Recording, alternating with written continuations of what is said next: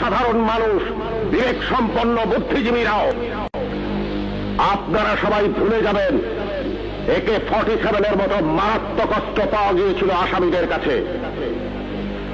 যদি জনগণের কাছে ধরা পড়ে ওই আসামিরা গণপিটুনিতে মারা যেত, আপনারাই বলতেন ভালো হয়েছে, পুলিশের কাছে গেলে ছাড়া পেয়ে যেত।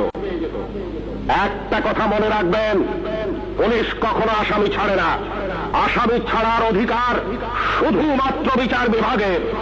বলুন তো, AK-47 মতো রাইফেল কেন এদেশে আসবে, যা শুধু যুদ্ধক্ষেত্রে ব্যবহৃত হবে?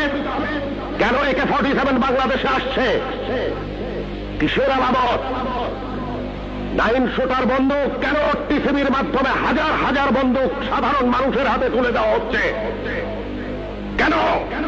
কে জবাব দেবে? এই 9 শুটার বন্দুক দিয়ে কি